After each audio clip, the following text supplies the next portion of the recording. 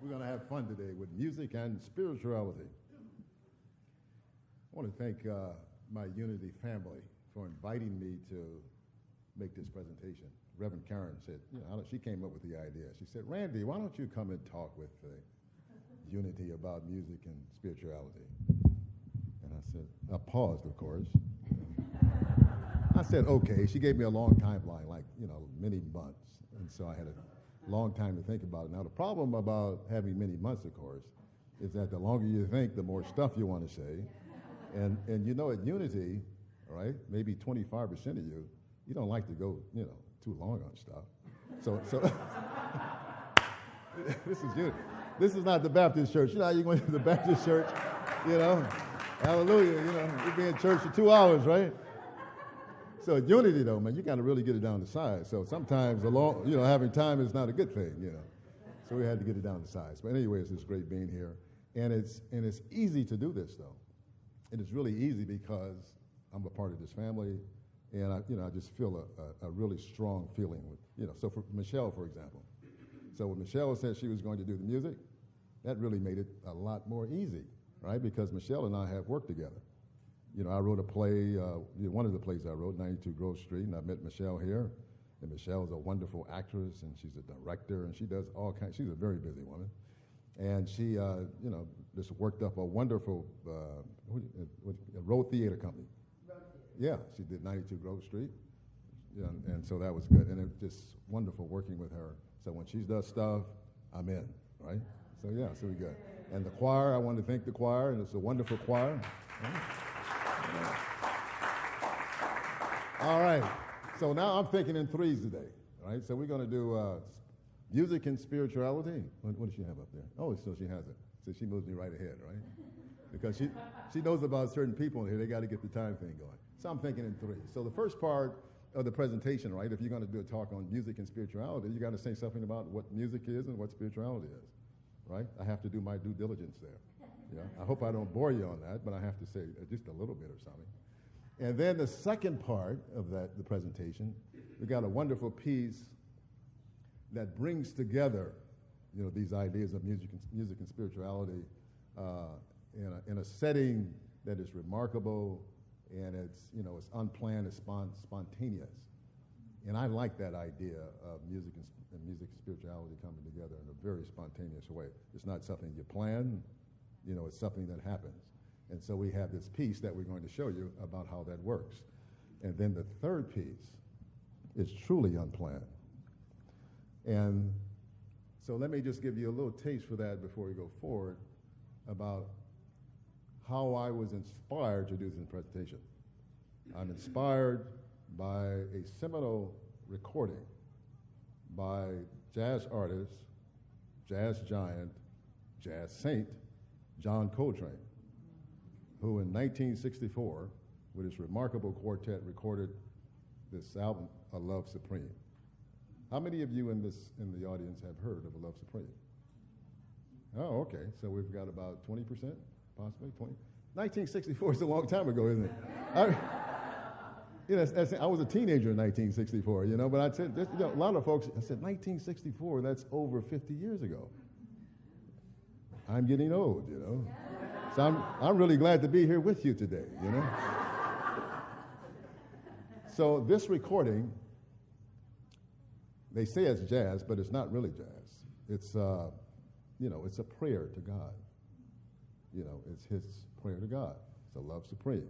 It has 4 parts. It's a suite. And the 4th part is called Psalm. And Psalm, I'm going to tell you more about that later. But the way he did Psalm, I did not realize until I discovered this book not too long ago. But it's actually a book written by Ashley Kahn on the creation of that masterwork, A Love Supreme. And in it, it has something really interesting, and it just surprised me about how he actually did that last part of the suite. Because we're going to use that to help us in part 3 of this presentation, which is going to be quite impromptu. I have no idea how it's going to work. I did peep some people, but I see Gary said, wait a minute, I'm not sure how this is going to go. But I talked with Gary earlier, right? And so we're going to try stuff, toward the end. And to put all that together, because I think there's a magic when you can do it spontaneously. So let us get to the due diligence part. What is music? What is spirituality? And how do the two come together? Next. So these are some of the definitions that I pulled because I had a lot of time to pull things, right? And so I could look on, right? And I didn't just want simple stuff. I wanted stuff that would cause one to reflect, right? Music, the easy one is something like music is organized sound. Because, sound is all around us, but if you pluck some of those pieces of sound out of all the things we hear, and even the silences, because music, I think one even talks about silence, right? Music doesn't exist in the notes, it exists in the space between notes. So let me tell you a little story about meditation at Unity. Meditation, or the silence, there's lots of great silence in that, and that's one of my favorite times at Unity, by the way, because I get a chance to reflect, how did the week go? And I relax, I'm taking my deep breaths, and not always in beat with who was ever up here, but I take my own breaths. You know how that goes, right? So anyway, when Salam and I started, I started coming here with Salam about 4 years ago. I really loved that. And then something happened one day. I said to Salam, Salam, something's different. I'm not sure what it is. It's like you're cooking something, you have a recipe, and then you kind of taste it and you say maybe it doesn't have enough salt, or there was something different one day, and I was trying to figure it out. And then it dawned on me, it was the bowl. So when Barbara came up and hit the bowl, this bowl, like that. So during meditation, when I first got here, and I didn't know it, this is a remarkable thing. I didn't know it was affecting me until it was no longer there, right? So when I said to Salam, I said, where's that bowl? And Salam says, Reverend Megan took it with her. That was her bowl, right? So Reverend Megan, when she left, she was with us and she left, and the bowl was gone. I didn't know it at first. It's like you have to make these discoveries about what's going on, because it's a big bowl, and it's she hits and then like that, and it has these overtones, It's like the overtone series, right? You go there, you got to go up the octave, but you can hear all that stuff right in that bowl, and I'm out, and you have that echo effect. You remember some of you remember that bowl, right? Yeah. And I said, I missed that bowl. Where is my bowl? And I'm because there's music in that bowl, and there's spirituality in that bowl, right? And I got and I didn't even know it until it was missing. That was so remarkable to me. There's that connection, music and spirituality.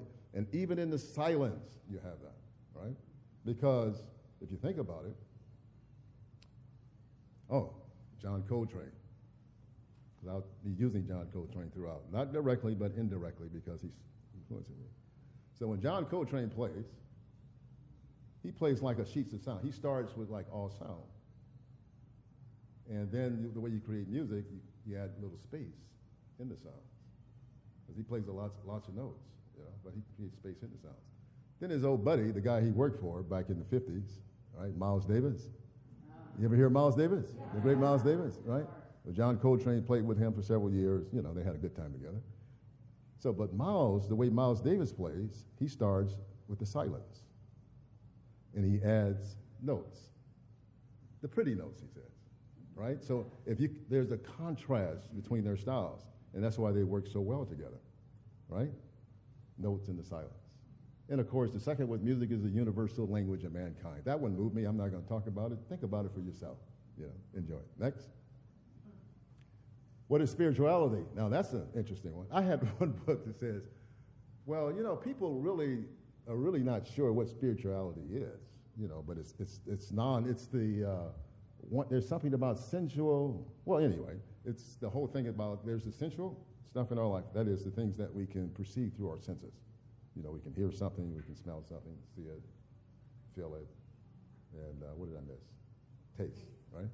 Taste. That's how we experience life. But spirituality is something outside of that, right? Something that you feel inside, right? It's beyond that, but it's hard to describe. So let's take a few of these and let's see where we get. The active ingredient of religion. So we're close to religion here, in religion. So it's the active ingredient. So it's always, when you come to church, we use the word spirituality. And people have to find spirituality within themselves. So at Unity, we talk about finding God within ourselves, right? And you can find that. But each of us probably finds it differently. There's no formula. Nobody ever gave me a formula about how to find God inside me. But we say that God is inside us. And if we work at it, if we reflect on it, if we meditate, then we may indeed find God inside us. And if we find God inside us, we'll be so well guided by that discovery that our spirituality will improve our lives. N'est-ce pas? Huh? That's right there. I like that third one. When I found the third one, I like that because I used to like to take my kids to Disneyland. Spirituality is a free entry adventure park waiting to be explored, right? But I was thinking about Disneyland. Nobody can go to Disneyland. Salam and I went to Disneyland, was it last year? Yeah, it was so expensive. Huh? That's the thing that hit me. I mean, how can you go have a theme park and it costs over $100 to get in? Who can go to Disneyland anymore, right? But spirituality, though, says it's the adventure park, but no cost, no charge, right? Not $100, not $50, not $10, right? You get to go to this adventure park at no cost. I like that one, right? And spirituality is sunlight. How do you like? You like that one? I like that one. So a little story. This one. This book is called Meditations on the Monk Who Dwells in Daily Life. I have a daughter, my oldest daughter. She's like a medical missionary. So what she does, she goes all over the world. She's a doctor, and then she goes and do missionary work. And she sends me books. So she's been working on me all her life since she was young. Huh? Isn't that great to have someone working on me all her life? She's been working me on. So she sends me all these books. And one of the books she sent was this one about meditations on the monk who dwells. Anyway, so there's a story in here, speaking of sunlight. A wanderer, traveler, pilgrim, I think they call him in the story. He's just walking along on this long road, and he sees this monk.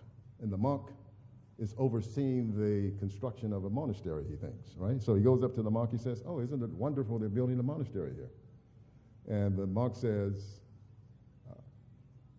hey guys, are you bored? Let me know if you're bored because I need to wake you up. So give me a prompt, right? Give me a prompt like that when you're bored, and I'm going to wake you up. All right, here we go. So the monk says, well, no, we're not really building the monastery. We're tearing it down. It says, what do you mean you're tearing down the monastery? Well, we're tearing it down so that we can see the sunrise. Now, isn't that spiritual? Right? Because spirituality is not about these material things in life. It's not about the bricks and mortar. It's not about these sensual, all these. It's something else. And with these monks at this monastery, they would no longer have the monastery as a building, but the monastery could certainly be a concept, right? And that concept would be improved if they could actually see the sunrise. Oh, I just love that one. All right. And so then there's the connection. See, we're going through this pretty quickly, aren't we? Our due diligence. The connection between music and spirituality. You got music is the mediator between the spiritual and the sensual life. We talked about that one, right? Music cleanses the understanding, inspires it, and lifts it into a realm which it would not reach if it were left to itself. And then without music, life would be a mistake. Let's take Unity. Come to Unity. There's nothing about music in the mission statement or the vision statement, I don't think. Is there? Okay. But music everywhere. When you come in, Levi is on the piano. I don't think anybody did that before Levi that much. But Levi really feels good, before church. It's the unofficial part of the service. So Levi comes, So he gets the thing going, and he kind of looks around to see how folks are feeling, and then he'll play something. Oh, he says, "I got him," Just like he's working on us, So he does that thing, and then you kind of see if you look at the a typical Unity program, there's a kind of we alternate. There's like a spiritual piece, there's a music piece, spiritual music piece. Then there's the stuff in the middle about business. I don't know where to put that. What is business? I mean, it's neither spiritual nor musical. What is that? When you talk about the announcements and it's necessary. Right? Right. That's good. There's some necessary stuff that we have to do. It has nothing to do with music, and it has nothing to do with spirituality necessary. But it's necessary so that we can achieve those two things. Right? There we go. That's how that goes. And if you take some of the stuff, as I pointed out earlier, even the things that don't seem to be music, they're actually music. Like I said, there's music in the silence. You can't have music without silence. Because if he plays a note on the, can you play a long note? Because if he just holds it, right? That one washes out. But if you have the organ, you get like a sustained note, right? A sustained note, you just hear sound. In order for that to be music, you got to have space. He's got to lift his finger, right? Dun, dun, something like that. Otherwise, you're just going to have a long sound like that. That's not organized sound, right? So you got to have the silences. So even in that silence, I hear music myself, right? So great. All right, I've done my due diligence, right? On music, spirituality, and the connection between the two. Now, we're going to bring all this together with great spontaneity. And the way we start this, we're going to show you a video clip that connects some of the dots. And then after that, we're going to build on that. Okay?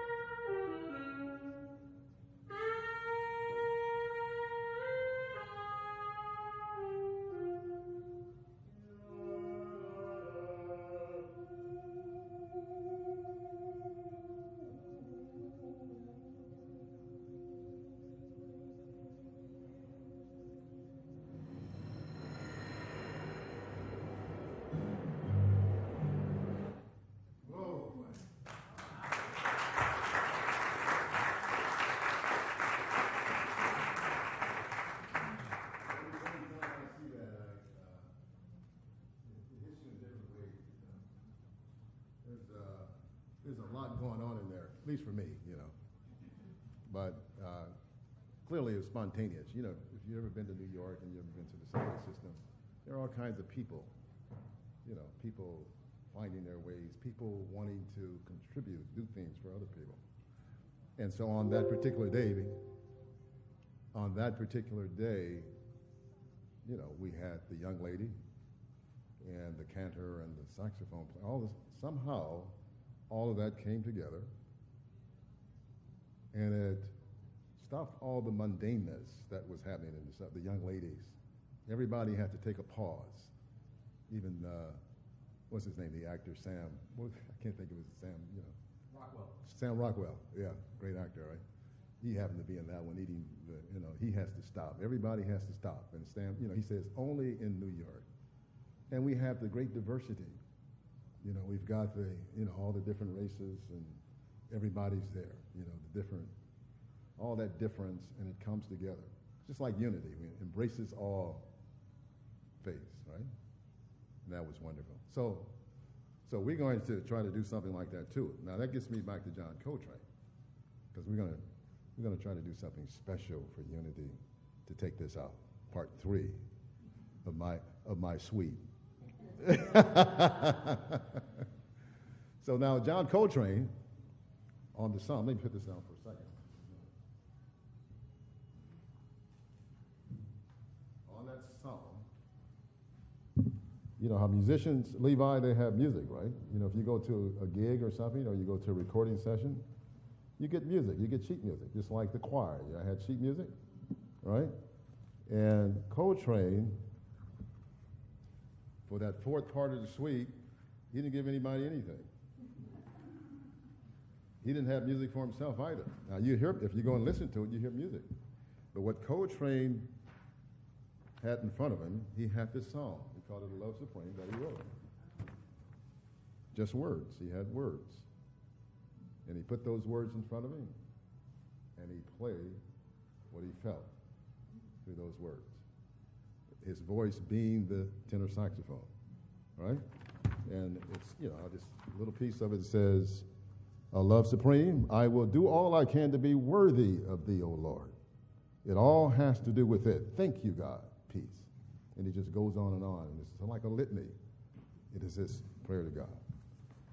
And I was thinking that once upon a time, since I had so much time to prepare this, that we'd try to do that, right? We talked, Michelle and I talked. I think, Paul, did you try to do something like that in a rehearsal or something? Did he try it? Yeah. Great. Huh? Yeah. And but then I saw Salam was looking through this book the other day, and there's a quote from John Coltrane's son. Said, I'm really glad I didn't try to do this,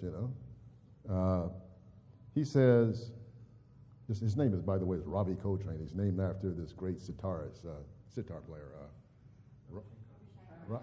Ravi Shankar. Yeah. He says, "A love supreme is not just a tune or a record. It is an offering to God, and not just an idol offering. It's really music for a different purpose, not to be hip or cool or even nostalgic." So I said, I need to respect that more. So we wrote our own song for unity. All right? So we're going to do our own song for unity. We got some words. We got a song. I'm going to attempt to do what John Coltrane did. But for our song, with your help. Now, Gary, you ready, Gary? So Gary's going to come up and help. All right. Gary. Gary's on drums. He's going to use now. Levi, come on up, Levi. Come on, give us a hand. Now we're calling people up, but I have no idea how this is going to come out. That's the spontaneity part, right? But if we can have happen, at least to a small degree, what happened in that subway that day, then I think that would be truly remarkable. And then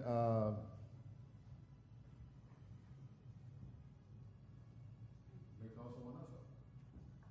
You never know how this is going to go. So you got the melon? All right. So he's going to do like a little thunder. It's like a little background thing, just like a little rose and stuff like that. But, when the mood hits you, you'll feel it, right? And Levi, you're going to play like chords, but, with feel. But the main thing is you only play like in one, it's like C minor, right? Yeah, C minor. Keep it simple, right? So we got C minor, and then what's going to happen? We're going to have something, the psalm is going to be plastered up here, all right? And you can look at it. If any of you care to read it out loud and come up, you can do it. Where's Alan? You told me about Alan, right? Yeah. Alan is the actor, right? Alan, if Alan wants to come up, yeah. Hey, hey, let's do it, All right. All right. See, we never know what you're going to get in the box of chocolates.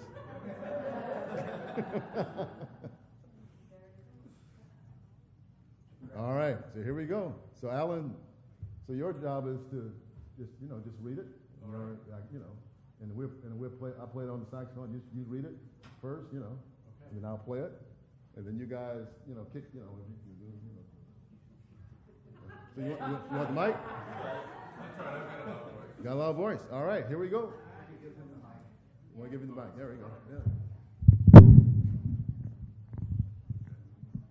Our crew.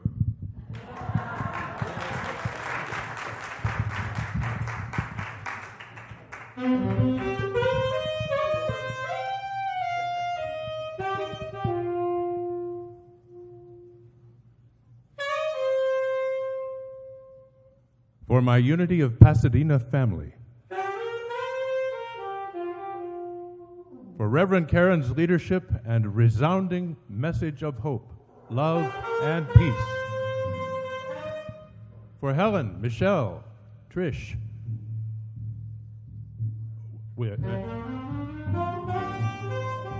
For Reverend Karen's leadership and resounding message of hope, love, and peace. For Helen, Michelle, Trish, Donna, and Stacy, for serving as prayer chaplains.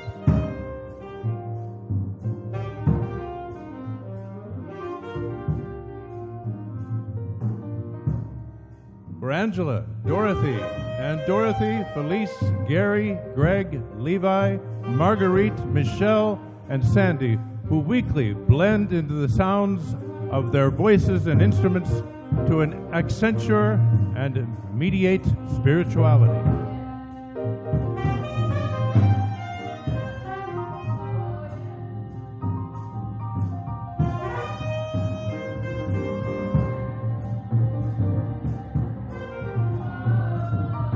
For David, Sandy, and others, for ensuring that the sound and lighting are in sync with Unity's service.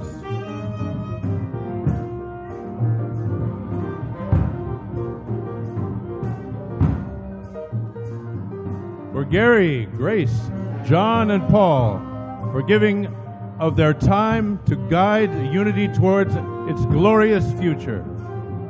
And thanks to Barbara, Greg, Jackie, Lee, Trish, Donna, and others who have served on the board in the past.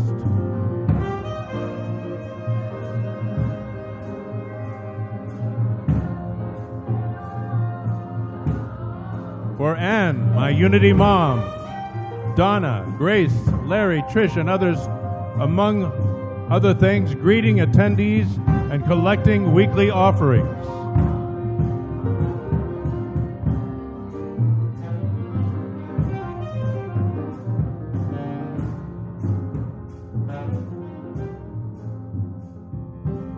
For Elizabeth, Rebecca, Steve, and others, for their manifest loving spirits.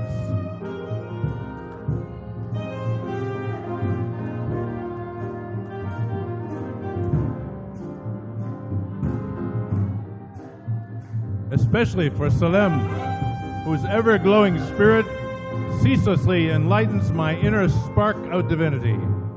Thank you, God. Thank you, God. Thank you, God. Amen.